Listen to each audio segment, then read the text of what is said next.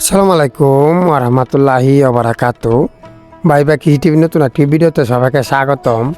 আলহামদুলিল্লাহ, আজকে আমাদের পুকুর থেকে অনেকগুলো মাছ ধরলাম পলো দিয়ে। আসলে এই সিজনটা আসলে প্রত্যেক বছরই পুকুরের পানি একদম কমে যায়, আর এই বছর একদম বেশি কমছে, যেহেতু বৃষ্টি না থাকার কারণে এই বছর প্রায় 5-6 মাস যাবৎ বৃষ্টি না থাকার কারণে পুকুরের পানি একদম কমে গেছে। আসলে বাড়িতে একটা পুকুর থাকলে মাছ বেশি কিনা খাওয়া লাগে না, এবং পুকুরিতে মাছগুলা যাদের পুকুর আছে তারা জানে খাইতে খুবই ভালো লাগে পুকুরের মাছগুলা। যেহেতু আমাদের পুকুরে কোনো ধরনের খাবার দেওয়া না, মানে কোনো ধরনের ফিড বা কোনো কিছু মাছগুলাকে দেওয়া না, তার পুকুরের মাছগুলো খাইতে খুবই ভালো লাগে। যাদের পুকুর আছে তারা জানে। আর শ্বাসের মাছ কিন্তু পুকুরের মাছের মতো কোনোভাবেই স্বাদ হয় না, মানে পুকুরের মাছটা খাইতে যে একটা স্বাদ লাগে, এই স্বাদটা কিন্তু শ্বাসের মাছে কোনোভাবেই পাওয়া যায় না। যাই হোক, আমাদের অনেকগুলো মাছ ধরলাম আজকে, আমি ধরলাম, সাথে আমার বড় ভাই ছিল।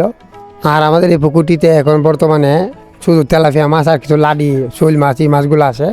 আর যে বাকি মাছগুলো আছে এই মাছগুলো আমরা মারে খাই লেছি, যেহেতু পানি নাই, পানি একদম কম, পানি কম তাতে অন্য মাছ কিন্তু মারা যায়। সিলভার বিকেট মাছ এই মাছগুলো আর অন্য যে মাছগুলোতে পানি বেশি থাকা দরকার। আর তেলাপিয়া মাছগুলো আমরা কোনো সময় তেলাপিয়া মাছ প্রায় 5-6 বছর আগে একবার ছাড়ছিলাম। এই তেলাপিয়া মাছ বাচ্চা উড়াইতে মানে কোনো সময় গাড়ি থেকে সারা পড়ে না তেলাপিয়া মাছ। যাই হোক, অন্য যে মাছগুলো আছে আমরা বের জাল দিয়া টান দিয়া কয়েকদিন পর এই টান দিছি, এবং মাছগুলা আমরা খেয়ে ফেলছি। আর এখন বর্তমানে শুধু তেলাপিয়া কিছু লাডি টাডি আছে এই আমাদের এই পুকুরটাতে। যাই হোক, পানি একদম কম, তাই এখন কোনো ফোনও ছাড়া যাবে না, কারণ ফোনা ছাড়লে দেখা যাবে যে মাছগুলি যে পানি কম ফোনাগুলি মারা যাবে। যাই হোক, এখন দেখতে পাচ্ছেন কীভাবে মাছগুলি ধরা হচ্ছে। আসলে আমি একটা সময় প্রচুর পরিমাণে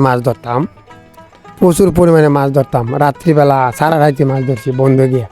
মানে মাছের প্রতি তেমন একটা নেশা ছিল, কিন্তু এই নেশাটা এখন আর নাই, এখন আর ভালো লাগে না, যেহেতু বিভিন্ন কাজের ঝামেলায় সময় পাই না। আর এই মাছ ধরার নেশাটাও চলে গেছে।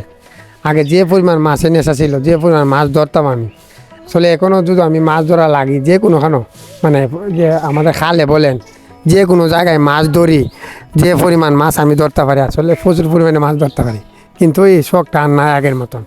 আমি আগে যখন খালে ঠালে মাছ ধরতাম তখন শিং মাছ যে প্রচুর পরিমাণে ধরতাম, আতাইয়া মানে পানির মাঝে আতায় শিং মাছ ধরে আনতাম, মানে প্রচুর পরিমাণে মাছ ধরতাম। এখন এই নেশাটা একদম চলে গেছে। আর এখন তেমন একটা মাছও আগের মতন পাওয়া যায় না, খালে বিলে তেমন একটা মাছ মিলে না।